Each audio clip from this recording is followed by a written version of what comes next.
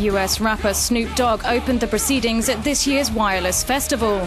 The shirtless hordes of music fans weren't turned off by the London heatwave and boogied on down at the Queen Elizabeth Olympic Park, the site of the 2012 London Olympics from the 12th to the 14th of July. Keeping the party rolling, day one saw US pop princess and enfant Kesha performing in her inimitable style. Singing Tik Tok, her ode to partying hard, she drove the crowd wild with her fanciful stage show.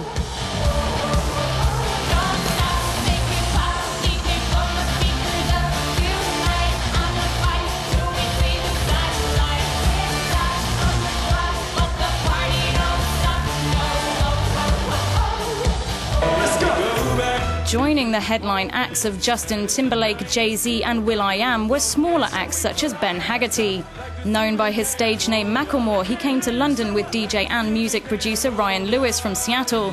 The two independently produced, recorded and released an album together last year called Heist, which reached #1 on iTunes within hours of it being released. English rapper Wretch32 joined the rap lineup. 2 years ago, he was nominated by the prestigious BBC Sound of 2011, a poll of music critics and industry figures to find that year's most promising new music talent.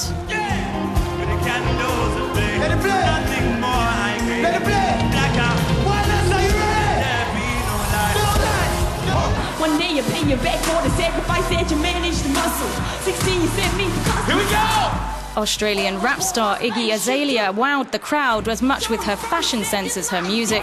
The Sydney-born artist's career went stellar after uploading freestyle videos to YouTube. The clips went viral and her star keeps on rising. Lucky last day ticket holders were treated to a surprise performance by Barbados superstar Rihanna, who played out the festival in style. Come on.